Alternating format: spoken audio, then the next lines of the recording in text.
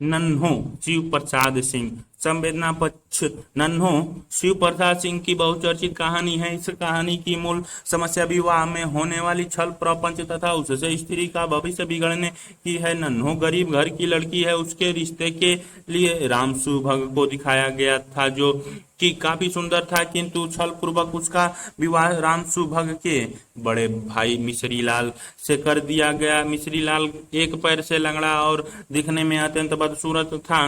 नन्हो इस दुख को आसानी से नहीं झेल पाती। एक भारी बदसूरत पत्थर को गले में बांधे वह वेदना और पीड़ा के अछोर समुद्र में उतार दी गई, जहां से उसकी सिसकियों की आवाजें भी शायद ही सुनाई पड़ती। साथ ही वह राम सुभग द्वारा किए जाने वाले प्रणय निवेदनों को भी अपनी मर्यादा के कारण आक्रामक होकर नकारती है। कुछ दिन में उसके पति की मृत्यु हो जाती है, किंतु संवादहीनता, क्षणिक क्रोध तथा राम सुभग के मन में विद्यमान अपराध भावना के कारण दोनों चाहकर भी एक नहीं हो पाते। कहानी में नन्हो के चरित्र को परिस्थिति और मन स्थिति के संदर्भ में रखकर चित्रित किया गया है। नन्हो की वेदना एक और उसकी जीवन परिस्थितियों का परिणाम है, दूसरी ओर उसकी मानसिकता की वह अपने प्रति राम सुभग के अलगाव से परिचित है, किंतु स्वीकार नहीं कर पाती। और उनकी मनोग्रंथि बन चुकी है कि राम सुभग ने किसी और के लिए उसे मूर्ख बनाया। राम सुभग जब उसे रात में देर से जाने के लिए टोकता है तो वह कहती है, इतनी कलक होती तो पहले ही ब्याह कर लिया होता। इस तरह डांट रहे हो लाला जैसे मैं तुम्हारी जोरू हूँ, खबरदार फिर कभी आंखें दिखाई तो। कहानी के अंत तक हम देखते हैं कि नन्हो और राम सुभग एक नहीं होते। इस कहानी की एक संवेदनागत विशेषता यह है कि इसमें चित्रित समस्या का कोई आदर्शवादी अंत नहीं है। साथ ही इसमें धीरे धीरे सशक्त होती नारी का भी चित्र उभारा है। कहानी के अंत में नन्हो कहती हैं, मैं कमजोर थी, बाबू भाग्य से हार गई, पर आज तो मैं अपने पैर पर खड़ी हूँ। आज मुझे तुम हारने मत दो। शिल्प पक्ष। नन्हो कहानी का शिल्प कसा हुआ है। लेखक ने पूरी कथा को प्रभावशाली ढंग से संयोजित किया है। कहानी की भाषा में अंचलिकता के तत्व भी दिखाई देते हैं। ग्रामीण मुहावरों और शब्दों के प्रयोग से भाषा जीवंत और धारदार हो गई है। कहानी संवादों एवं दृश्यों के सहारे आगे बढ़ती है। कहानी में शिव प्रसाद सिंह का बिंब निर्माण कौशल देखते ही बनता है। पात्रों की मन स्थिति के अनुरूप संवेदनात्मक बिंब खड़ा करने में वे सिद्ध हस्त हैं, जिसके कई उदाहरण कहानी में मौजूद हैं। यथा खुशी उसके चेहरे पर ऐसी लग रही थी जैसे किसी ने मूर्छिल पिचकी हुई डिबिया में कपूर रख दिया हो। उसके दाहिने हाथ का कंगन एक मरे हुए मकड़े की तरह फूल रहा था। बादलों के घेरे कृष्णा सोबती। संवेदना पक्ष। प्रसिद्ध कथाकार कृष्णा सोबती की कहानी बादलों के घेरे उनकी प्रतिनिधि कहानी मानी जाती है। बावजूद इसके कि यह नारी विमर्श जैसे मुद्दों पर केंद्रित नहीं है। नई कहानियों के तेवर में ढली इस कहानी का कथ्य जीवन की निरर्थकता, इंतजार और अकेलेपन पर आधारित है। कहानी के दो प्रमुख चरित्र रवि और मन्नो हैं। मन्नो एक युवती है जो रवि के दूर के रिश्तेदार है, जिसे रवि पसंद करता है। चूंकि मन्नो को तपेदिक है और उसकी मृत्यु निकट है, इसीलिए रवि चाहकर भी उसके प्रति अपनी भावनाओं की प्रस्तुति और जिम्मेदारियों का निर्वहन नहीं कर पाता। मन्नो भूवाली के अकेले घर में रहते हुए मृत्यु की शरण में चली जाती हैं। मृत्यु हो जाने को ही इस कहानी में बादलों के घेरे में चले जाना कहा गया है। रवि का विवाह होता है और वो अपनी वैवाहिक जिंदगी में काफी खुश रहता है, किंतु एक बार लंबी बीमारी के बाद स्पष्ट होता है कि उसे भी तपेदिक है। उसकी पत्नी उससे प्रेम करती है, किंतु उसके साथ वही बर्ताव करने को विवश है जो मन्नो के साथ रवि की बुआ और खुद रवि ने किया था। अब वह भूवाली के उसी कॉटेज में एकदम अकेला इंतजार कर रहा है कि बहुत जल्दी वह भी बादलों के घेरे में समा जाए। कहानी का भाव यह एकदम नहीं है कि रवि की ऐसी नियति उसके अनैतिक व्यवहार का परिणाम है। नई कहानियां ऐसे आदर्शवादी या नैतिक सिद्धांतों के फेरे में नहीं पड़ती। कहानी का भाव सिर्फ इतना सा है कि हर व्यक्ति को कभी न कभी किसी न किसी कारण से अकेलेपन या ऊब का शिकार होना है, और इसी नश्वर जीवन के बाद बादलों के घेरे में समा जाना अस्तित्ववादी किस्म का यही निरर्थकता बोध इस कहानी का सार है जो वो इसे नई कहानियों से जोड़ता है। यह कहानी दर्शाती है कि मनुष्य के सारे संबंध स्वार्थ पर आधारित और कृत्रिम होते हैं।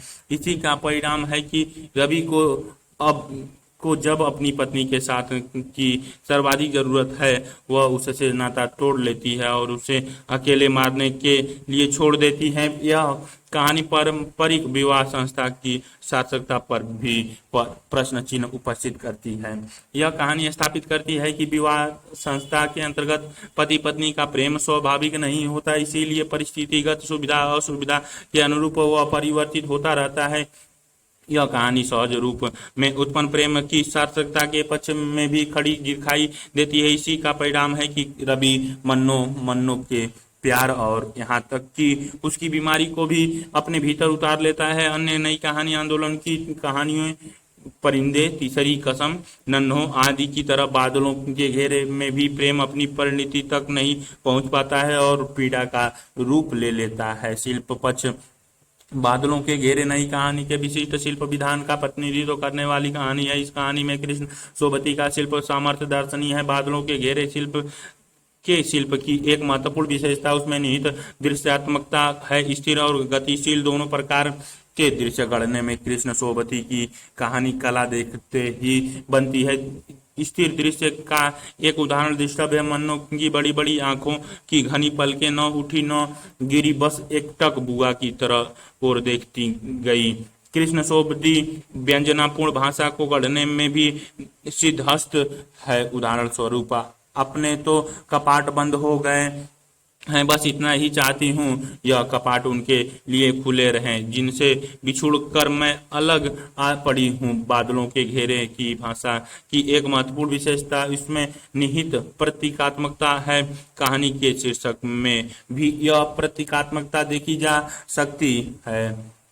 चीफ की दावत भीष्म साहनी कथा सारी यह कहानी एक अर्थ में प्रेमचंद की बूढ़ी गागी का अगला चरण है। उस कहानी की तरह यहाँ भी एक दावत है, किंतु यहाँ मूल समस्या वृद्ध माँ के भूखे होने की नहीं बल्कि अप्रस्तुत योग्य होने की है। मिस्टर सामनाथ के यहाँ उनका चीफ दावत के लिए आने वाला है। वे नहीं चाहते कि उनका चीफ उनकी माँ को देखे, क्योंकि माँ देखने में बदसूरत है और अंग्रेजी में बातें करना तथा हाथ मिलाना भी उसे नहीं आता। वे यह भी नहीं चाहती कि माँ सो जाए, क्योंकि माँ के खराटे की आवाज से पार्टी का मिजाज बिगड़ सकता है। वे माँ को पड़ोस की बुढ़िया के पास भी नहीं जाने देते, क्योंकि इससे वह बुढ़िया इनके घर आने लगती है और शांति में खलल पड़ता है। सारी सावधानियों के बावजूद जब माँ चीफ के सामने पड़ ही जाती है तो महिलाएं उस पर हंसती हैं, किंतु बेटे की खुशी के लिए उसे अपमानजनक माहौल में भी माँ को गीत गाना पड़ता है। कहानी का अंत अत्यंत मार्मिक है। माँ इस अपमानजनक व्यवहार से बेहद दुखी है, किंतु जैसे ही उसे पता चलता है कि उसके फुलकारी बनने से बेटे की तरक्की हो सकती है तो वह अचानक खुश हो जाती है और बेटे के लिए मंगल कामना करती है। कहानी के अंत में बूढ़ी काकी की तरह बेटे या बहू का हृदय तो नहीं बदलता, किंतु सारे अपमान के बावजूद माँ का हृदय बेटे के लिए असीम ममता से भरा है। यही इस कहानी का सार तत्व है। संवेदना पक्ष हिंदी कहानी के इतिहास में अपनी जिन कहानियों के बल पर रचनाकार भीष्म साहनी ने महत्वपूर्ण पहचान बनाई है उनमें चीफ की दावत प्रमुख है। भीष्म साहनी नई कहानी आंदोलन के उन कहानीकारों में शामिल थे जिनकी कथा चेतना प्रेमचंद की कहानियों की समाज चेतना का विस्तार कर रही थी। इसीलिए यह कहानी नई कहानी की केंद्रीय विशेषता स्त्री पुरुष संबंधों के टूटन के व्यक्तिगत दायरे से बाहर निकलकर माँ बेटे के संबंधों के टूटने को अपनी परिधि में समेटती दिखाई देती है। इस कहानी में माँ बेटे के संबंध का जो चित्रण हुआ है उसके दो अवलोकन बिंदु हो सकते हैं। एक तो यह कि एक पुत्र के मन में अपनी माँ के प्रति क्या भावनाएं हैं और उसके प्रति क्या व्यवहार है, और दूसरा यह कि एक माँ के मन में अपने पुत्र के प्रति क्या भावनाएं हैं और उसके प्रति उसका क्या व्यवहार है। कहानी इस विडंबना से उद्घाटित करती है कि सामनाथ अपनी माँ के प्रति भावनात्मक शून्यता की मनोस्थिति तक पहुंच चुकी है, और इसी का परिणाम है कि वह ऐसी उनके लिए एक ऐसी वस्तु के रूप में तब्दील हो चुकी है जिसे सुंदर और उपयोगिता की कसौटी पर कसा जाता है। इसीलिए माँ का अप्रस्तुत योग होना और अनुपयोगी होना उसके लिए एक बड़ी समस्या हो जाती है। इसीलिए घर में होने वाली पार्टी जिसमें बॉस भी आमंत्रित है में सामनाथ एनकेन प्रकारेण अपनी वृद्ध माँ को सभी की नजरों से छिपा कर रखना चाहता है, और ऐसा करते हुए एक मनुष्य के रूप में और एक माँ के रूप में अपनी माँ की भावनाओं और गरिमा की बिल्कुल परवाह नहीं करता। यह नौकरी पेशा वर्ग में सामाजिक पारिवारिक मूल्यों के गहरे अवमूल्यन को दर्शाता है। ध्यातव्य है कि प्रेमचंद की कहानी बूढ़ी काकी के मूल समस्या वृद्ध माँ की भूख थी। इस कहानी में भीष्म साहनी ने उसे एक नया आयाम दिया है। व्यापक अर्थों में चीफ की दावत कहानी की संवेदना का मूल आयाम मनुष्य जीवन से मानवीय संवेदनाओं और मूल्यों के लोप होते जाने के यथार्थ का उद्घाटन है। चीफ की दावत की संवेदना का एक महत्वपूर्ण पक्ष नौकरी पेशा वर्ग की स्वार्थपूर्ण मनोवृत्ति का उद्घाटन भी है।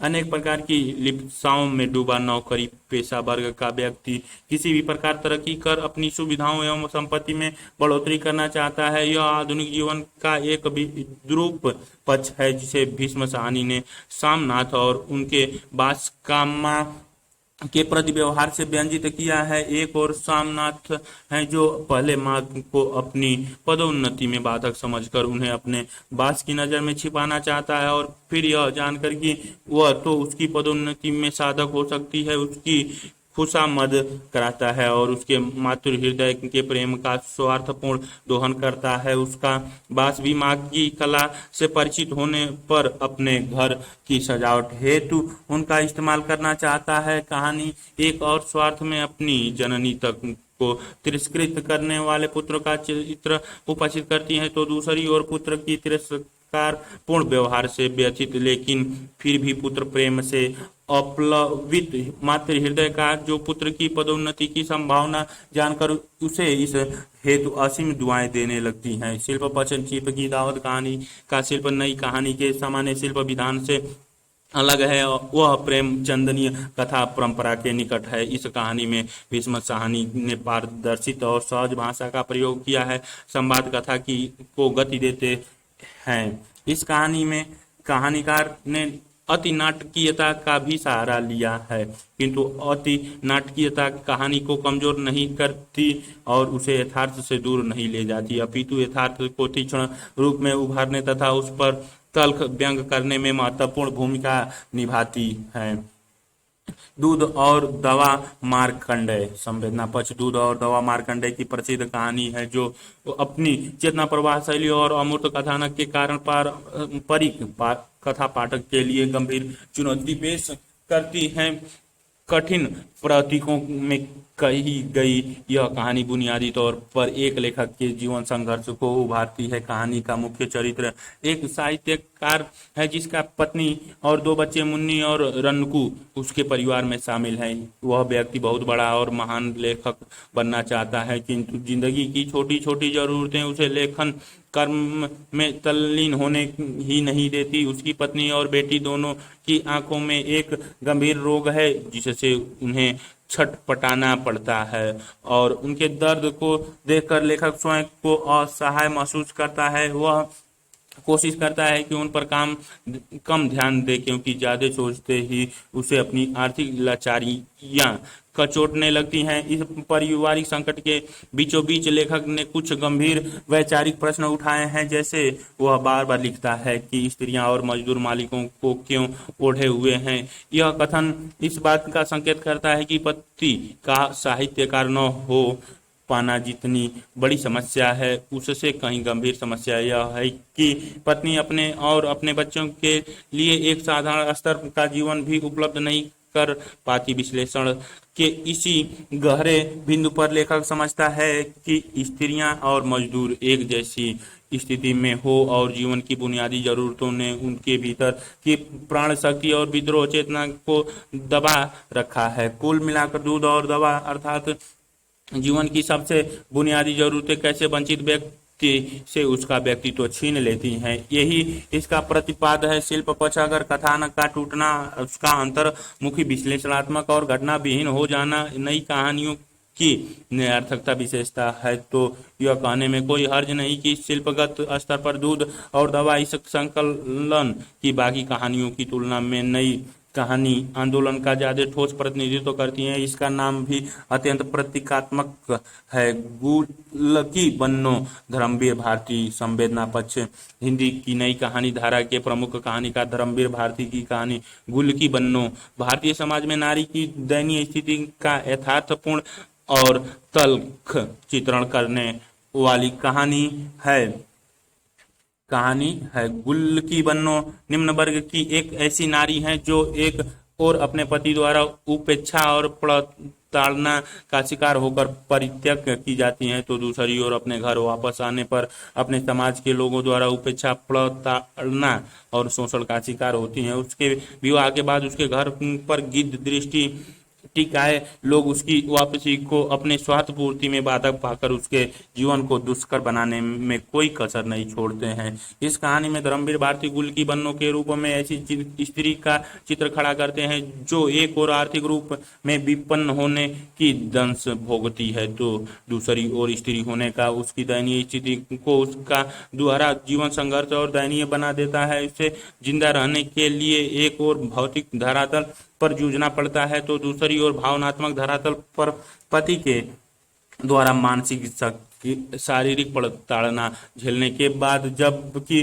गुलकी बन्नो वापस अपने मोहल्ले आती है, तो न तो उसे कोई ठीक ठिकाने का आर्थिक संबल मिलता है और न ही भावनात्मक सहारा। मोहल्ले भर के लोग गुलकी को परेशान करते हैं, उससे अपना ऊंचापन जतलाते हैं और उसका मकान हड़प लेने चाहते हैं। कुल मिलाकर गुलकी बन्नो में धर्मवीर भारती ने गहरे सामाजिक सरोकार का परिचय देते हुए भारतीय समाज में नारी की यातनापूर्ण जीवन संघर्ष का यथार्थपूर्ण चित्र उपस्थित किया है। शिल्प पक्ष गुलकी बन्नो के शिल्प पर विचार करते हुए सर्वप्रथम हमारा ध्यान उसमें प्रयुक्त भाषा की प्रकृति की ओर जाता है। इस कहानी में प्रयुक्त भाषा बहुत जीवंत है।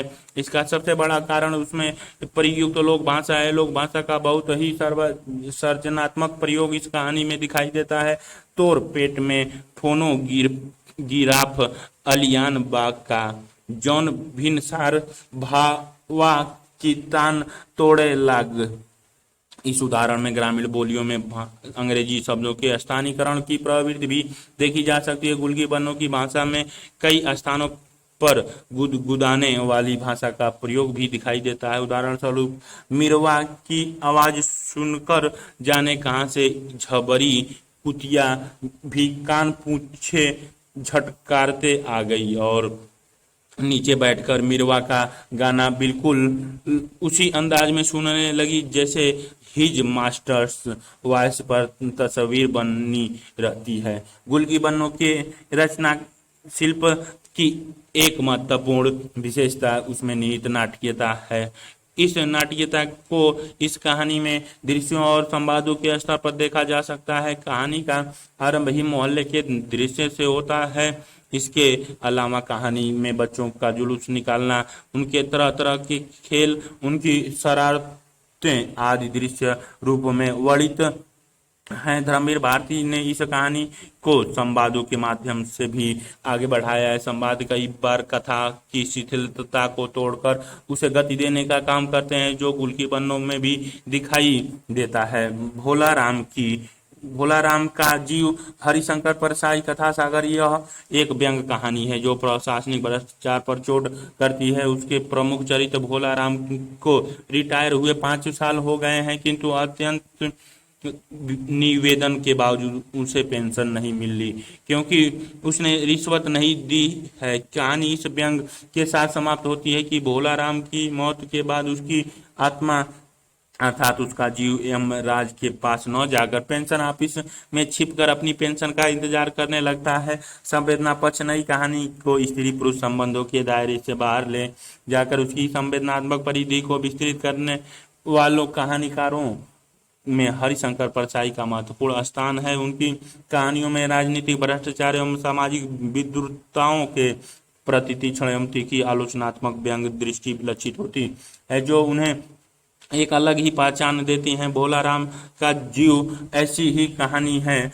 जिसमें व्यंग का मुख्य लक्ष्य सामाजिक और राजनीतिक व्यवस्था है, किंतु हरिशंकर परसाई इसके चित्रण तक ही नहीं रुकते हुए व्यंग की को मानवीय त्रसादी और करुणा तक ले जाते हैं और यह दिखाते हैं कि इस व्यवस्था में मनुष्य की क्या हालत हो चुकी है। भोला राम का जीव कहानी के प्रमुख चरित्र भोला राम को रिटायर हुए 5 वर्ष बीत चुके हैं, किंतु अभी तक उसकी पेंशन नहीं मिली है। इसी पृष्ठभूमि में हरिशंकर परसाई एक पौराणिक मान्यताओं को आधार बनाकर कहानी का आरंभ करते हैं। ऐसा कभी नहीं हुआ था। धर्मराज लाखों वर्षों से असंख्य आदमियों को कर्म और सिफारिश के आधार पर स्वर्ग या नर्क में निवास स्थान अलॉट करते आ रहे थे, पर ऐसा कभी नहीं हुआ था। भोला राम के जीवन ने 5 दिन पहले देह त्यागी और यमदूत के साथ इस लोक के लिए रवाना भी हुआ, पर अभी तक नहीं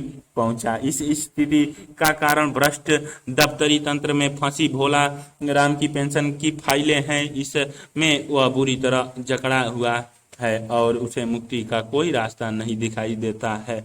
वह उन फाइलों को छोड़कर स्वर्ग भी नहीं जाना चाहता है। मुझे नहीं जाना, मैं तो पेंशन की दरख्वास्तों में अटका हूँ। यह मेरी मन लगा है, मैं अपनी दरख्वास्तें छोड़कर नहीं जा सकता। इस स्थिति के कारणों की खोज करते हुए हरिशंकर परसाई लाल फीताशाही और भ्रष्टाचार में डूबी हमारी समूची व्यवस्था की निर्ममता, अमानवीयता और संवेदन शून्यता का व्यंग्यात्मक लहजे से पर्दाफाश करते हैं, जिसने आम आदमी के जीवन को दूभर बना दिया है, इसे असहाय और निरुपाय बना दिया है। शिल्प पक्ष भोला राम का जीव का शिल्प फैंटेसी का है। इस फैंटेसी शिल्प के लिए स्थितियों को विश्वसनीय ढंग से कल्पित किया गया है। साथ ही कहानी की भाषा शैली व्यंग्यात्मक है। फैंटेसी और व्यंग दोनों इस कहानी में सहचार्य में आए हैं।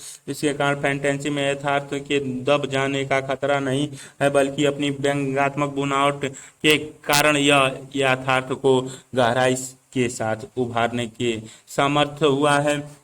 मेरा दुश्मन कृष्ण बलदेव वैद संवेदना पक्ष कृष्ण बलदेव वैद द्वारा रचित कहानी मेरा दुश्मन अत्यंत सूक्ष्म मनोवैज्ञानिक तथ्य की कहानी है। कहानी का नायक अपने भीतर 2 व्यक्तियों में बटा है, मैं और वह। मैं उसका वह रूप है जो वर्तमान में एक पारिवारिक व सामाजिक जीवन जी रहा है, जिसके पास वे सारी सफलताएं हैं जिन्हें समाज वांछनीय मानता है। वह उसी के व्यक्तित्व का दूसरा पक्ष है जो इन सामाजिक पारिवारिक बंधनों में घुटन महसूस करता है तथा विद्रोह करके मुक्त हो जाना चाहता है।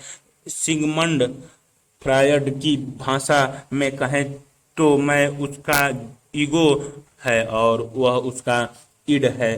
ध्यातव्य है कि मेरा दुश्मन के नायक का आत्मसंघर्ष मुक्तिबोध की तरह ईगो और सुपर ईगो का संघर्ष नहीं है। मुक्तिबोध के संघर्ष में पूर्णतः सामाजिक हो जाने की चाहत है, जबकि मेरा दुश्मन के आत्मसंघर्ष में सामाजिक दबावों को छिन्न भिन्न कर देने की घोर व्यक्तिवादी लालसा है। नायक की पत्नी माला आश्चर्यशाली व्यक्तित्व है और नायक में मैं को इस बात से शिकायत है कि कॉलेज के दिनों में वह जिस तरह का स्वच्छंद जीवन जीता था वही उसके अवचेतन में वह बनकर बैठा है। वह लगभग रोज अपने भीतर इस संघर्ष से गुजरता है कि पारिवारिक ढांचे में बना रहे या उसे तोड़कर अपने स्वाधीन व्यक्तित्व के साथ जिए। कहानी में दिखाता है कि एक बार उसका अवचेतन उस पर हावी हो गया है और उसने विद्रोह कर दिया है। माला विद्रोह के कुछ दिनों बाद बच्चों सहित घर छोड़कर चली गई है और अंत में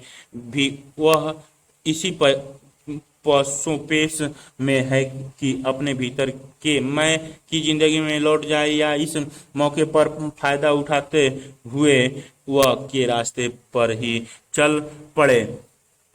शिल्प पक्ष कथाकार कृष्ण बलदेव वैद्य अभिनव शिल्प योजना का सर्जन करने वाले कहानीकार हैं। उनकी कहानियां हिंदी कहानी के पारंपरिक शिल्प विधान को तोड़कर एक नए प्रकार की शिल्प गढ़ती हैं। उनकी कहानियों किसी श्रृंखला क्रम तर्क या संगति का पालन नहीं करती। मेरा दुश्मन के शिल्प विधान में भी ये विशेषताएं दिखाई देती हैं। इस कहानी की सबसे बड़ी विशिष्टता इसकी मनोविश्लेषणात्मक शैली है, जिसमें एक ही व्यक्ति को दो विखंडित व्यक्तित्वों के रूप में प्रस्तुत किया गया है। कथानक घटनाओं पर नहीं, सिर्फ चिंतन मनन और विश्लेषण से बुना गया है, जो कि नई कहानियों के प्रतिनिधि विशेषता है। मेरा दुश्मन की शैली आत्मलाप और संबोधन की है। दुनिया बुनियादी रूप से यह स्वयं को संबोधित बातचीत है।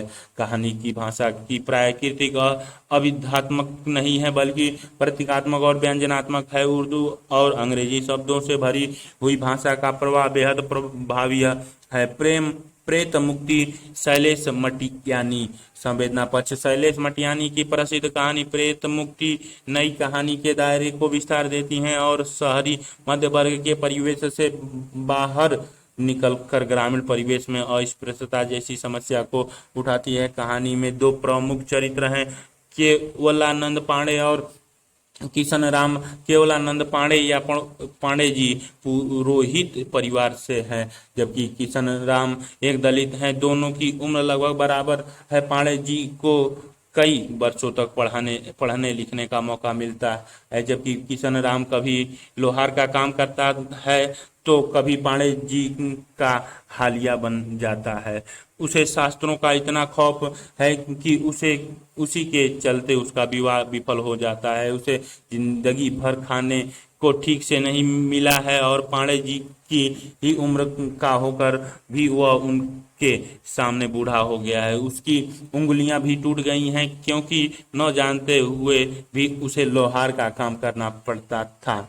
इस कहानी के ब्राह्मण समुदाय के लोग वैसे असहिष्णु नहीं है जैसे प्रेमचंद की सदगति में थे। पांडे जी और उनकी परिवार किशन राम के प्रति सहानुभूति रखता है, किंतु सदियों से जमे हुए संस्कार एक झटके में आखिर कैसे मिटे।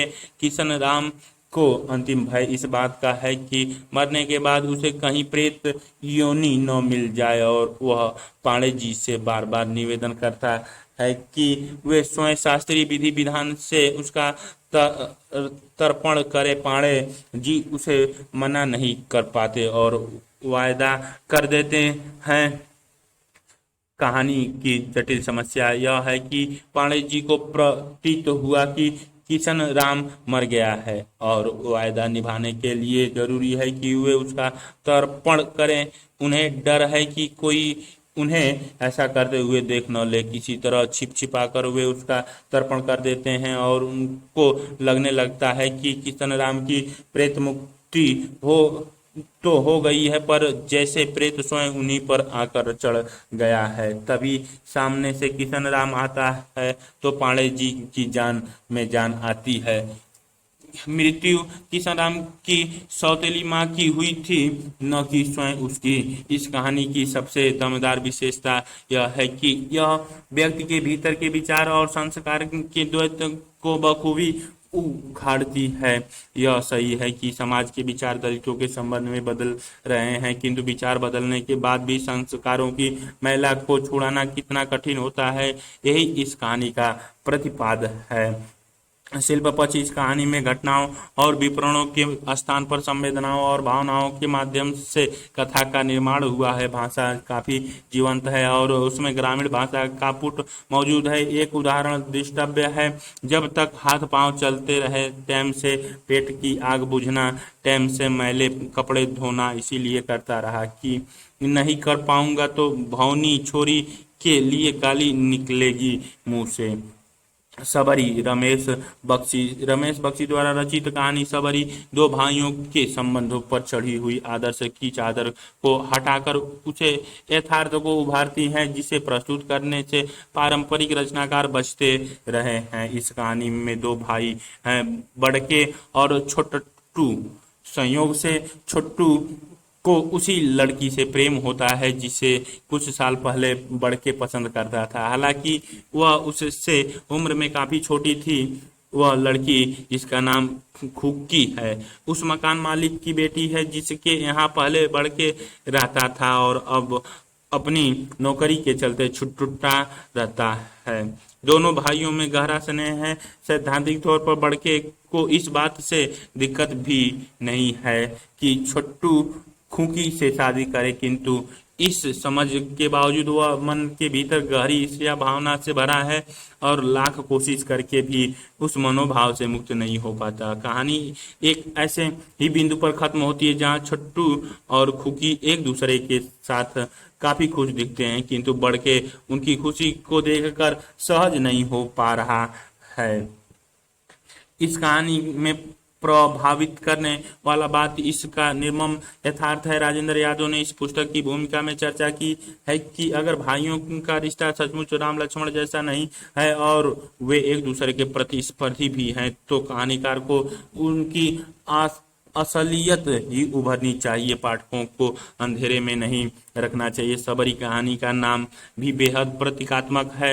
एक अर्थ में झूठे बेरों में छिपी पवित्रता की खुकी के चरित्र से जोड़ने की कोशिश की गई है।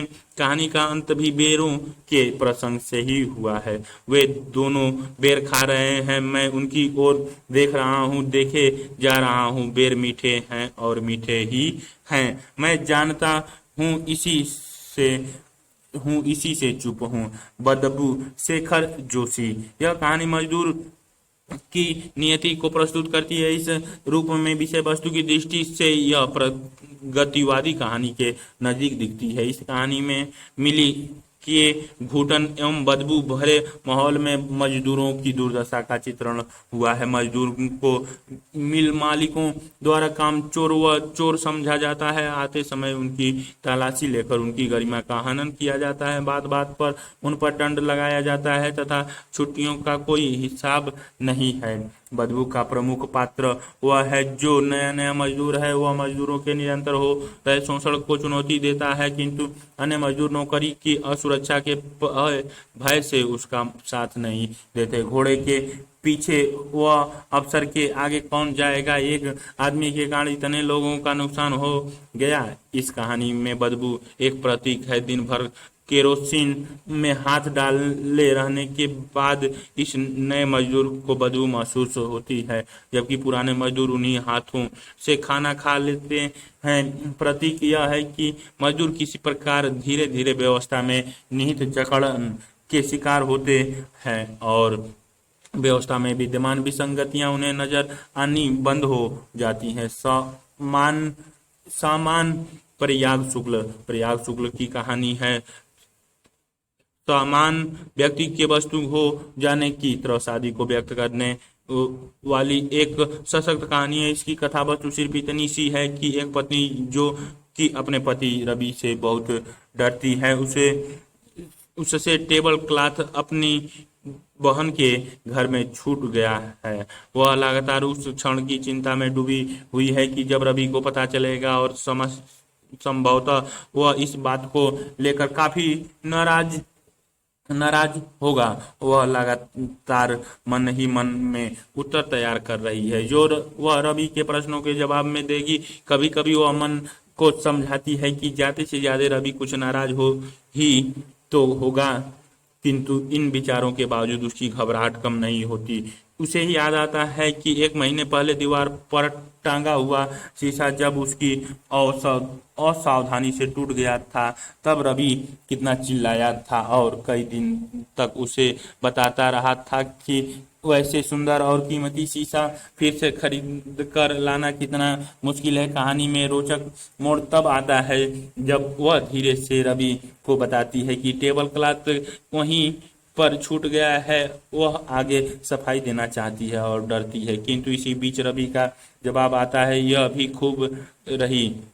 संभवतः रवि इस यात्रा से इतना संतुष्ट है कि वह इस बात को मजाक में टाल देता है और पत्नी के सिर से बहुत बड़ा बोझ उतर जाता है। कहानी की मूल संवेदना यह है कि अगर वैवाहिक संबंध लोकतांत्रिक न हो तो कमजोर पक्ष, जो कि प्राय पत्नी ही होती है, को छोटी छोटी बातों के लिए कैसा असहनीय तनाव झेलना पड़ता है। सामान्य नाम अत्यंत अर्थपूर्ण है, क्योंकि सामान्य इतना महत्वपूर्ण हो गया है कि उसकी तुलना में पत्नी खुद एक समान या वस्तु बन गई है। समान का कथन कथन लगभग घटना विहीन और स्थिति प्रधान है, और यह नई कहानियों के अनुरूप ही है। कहानी बाह्य जगत से ज्यादा अंतर जगत का विश्लेषण करती है और सीधी सरल तथा संवादों से भरी भाषा में किया गया यह विश्लेषण पाठक की चेतना को सम्मोहित कर लेता है।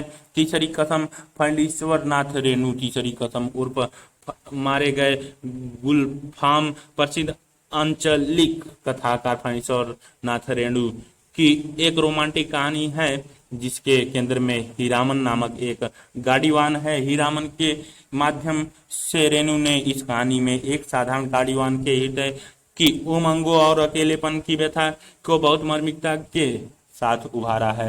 गाड़ीवान हीरामन एक हट्टा कट्टा काला कलूटा देहाती नौजवान है, जिसकी उम्र लगभग 40 वर्ष है। वह मात्र अपने बैलों में दिलचस्पी रखता है। बचपन में शादी, फिर गौने से पहले ही पत्नी की मृत्यु के बाद कई कारणों से उसकी दूसरी शादी नहीं होती, फिर वह शादी नहीं करने का फैसला करता है। हीरामन ने अपने जीवन में 3 कस्में खाई थी। पहली कि अपनी बैलगाड़ी पर चोरी बाजारी का माल नहीं ला देगा, दूसरी की बांस नहीं ला देगा, और तीसरी कसम वह कहानी के अंत में खाता है कि किसी कंपनी की औरत की लदनी नहीं करेगा। यह कहानी निश्चल प्रेम की कहानी है। यह एक साधारण व्यक्ति के अकेलेपन की भी कहानी है। इस कहानी का पूरा परिवेश आंचलिक है।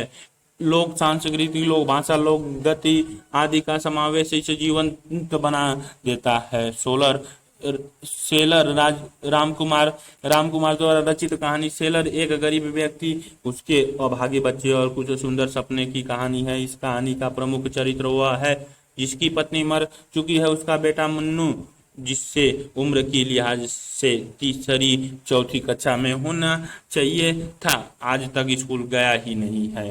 वह अपनी पत्नी के मरने के बाद भी ससुराल में ही रहता है, ताकि मुन्नू को रिश्तेदारों के साथ रहने का सुख मिल सके। वह लगभग 100 रुपए मासिक कमाता है और एक खराब सी कोठरी में रहने के बदले उसे अपने ससुर को 100 रुपए देने होते हैं। बाकी बच्चे स्कूल जाते हैं, किंतु मुन्नू पर कोई ध्यान नहीं देता। संयुक्त परिवार के सभी लोग अपनी अपनी जरूरतों के लिए उससे काम कराते हैं। वह अपने पिता से भी इतना कट गया है कि उनके पास तक नहीं जाता। एक दिन सुबह टहलने के लिए वह कंपनी बाग जाता है तो उसकी मुलाकात 10वीं कक्षा के एक ऐसे बच्चे से होती है जो सेलर अर्थात नाविक बनना चाहता है और सारी दुनिया घूमना चाहता है। वह उस बच्चे के उत्साह से प्रभावित होकर तय करता है कि वह भी मुन्नू को पढ़ाएगा, लिखवाएगा और सेलर बनाएगा। घर पहुंचकर वह मुन्नू को पढ़ाना चाहता है, उसे प्रेम से बातचीत करना चाहता है, किंतु दोनों में इतना अंतराल आ चुका है कि मुन्नू अपने अकेलेपन से उबर ही नहीं पाता। इसी बिंदु पर कहानी की समाप्ति होती है। कहानी की संवेदना का केंद्रीय बिंदु यह है कि संयुक्त परिवार के भीतर भी किसी तरह छोटे बच्चे का बचपन छिन जाता है। दूसरा पक्ष यह है कि गरीब व्यक्ति एक तरफ अपनी गरीबी से लड़ना चाहता है और दूसरी तरफ अपनी संतान को सफल बनाना चाहता है, किंतु इन दोनों द्वंद्वों में उलझकर वह जीवन संघर्ष एवं सपनों से तटस्थ हो जाता है। एक अर्थ में सारा द्वंद्व सपनों तथा सपने को तोड़ने वाली परिस्थितियों के बीच का है। विजेता रघुवीर सहाय द्वारा रचित कहानी विजेता गर्भपात के मुद्दे पर लिखी गई एक संवेदनशील कहानी है। 1970 के दशक से पहले जब भारत में गर्भपात को कानूनी मान्यता प्राप्त नहीं थी, उस समय के एक वैवाहिक युगल द्वारा अनचाहे गर्भ से मुक्ति पाने की असफल कोशिश इस कहानी की कथा वस्तु है। अशोक और कामिनी इस कहानी के नायक नायिका हैं जो अभी संतान नहीं चाहते। दुर्घटनावश कामिनी गर्भवती हो जाती है और यह दोनों कोशिश करते हैं कि गर्भपात हो जाए। अशोक ऐसे दो प्रयास करता है। पहली प्रयास हुआ उसे कोई ऐसा तरल पदार्थ पिलाता है जिससे दो दिन तक कामिनी का शरीर यूं जलता रहा जैसे अंदर किसी अंगीठी में आग जला दी गई हो। जब यह प्रयोग असफल रहता है तो अशोक उसे कुछ दवाइयां खिलाता है, जिन्हें खाकर 4 दिन तक कामिनी बुखार से अचेतन रहती है, किंतु इस बार भी गर्भपात नहीं होता। अशोक तीसरे प्रयास के तौर पर उसे डॉक्टर के पास ले जाना चाहता है, किंतु कामिनी तय कर लेती है कि वह बच्चे को जन्म देगी। उसे महसूस होता है कि जिस छोटे से बच्चे ने 2 बार इतने खतरनाक आक्रमणों को झेला है और उसके बाद भी अपने अस्तित्व को बचाए रखा है, उसे जीवन जीने का मौका उसे मिलना चाहिए। कहानी के अंत में कामिनी मां बन गई है। अशोक के मन में अजीब सा भय है कि उसका बच्चा उसे माफ करेगा या नहीं। जैसा कि स्वाभाविक है, बच्चे को इस बात से फिलहाल कोई मतलब ही नहीं है कि अशोक कौन है और उसके जीवन में उसकी क्या भूमिका है। अपने सीधे सपाट कथानक व सरल भाषा के माध्यम से यह कहानी एक गहरा सवाल छोड़ जाती है कि माता पिता और अनचाही संतानों के बीच का संबंध सहजता के धरातल पर पहुंच सकता है या नहीं। कहना न होगा कि यह संकट आज के दौर में इस कहानी के लिखे जाने के समय की तुलना में ज्यादा गहरा है। एक नाव के यात्री सानी चिप की दावत से मिलती जुलती इस कहानी में समस्या माँ की नहीं, पिता की है। पिता ने अपने बेटे रंजन को पढ़ाने के लिए अपने जीवन की सारी खुशियां दाव पर लगा दी हैं, किंतु वही बेटा विवाह के बाद विदेश जाकर बस गया है। वह 7 साल बाद भारत आता है, किंतु भारत आने के बावजूद 13 दिन तक घर नहीं पहुंचता। उसके बाद वह आता है, लेकिन उसकी ओर से संबंधों की ऊष्मा कम हो गई है। माँ, पिता और बहन कीर्ति तीनों उसके व्यवहार से संदिग्ध हैं। उसके बावजूद उसके लौटने के पश्चात कहानी इस बिंदु पर समाप्त होती है कि माँ और पिता बेटे द्वारा दिए गए उपहारों को खुली खुशी से छू रहे हैं और उन्हीं के माध्यम से बेटे की उपस्थिति को महसूस कर रहे हैं।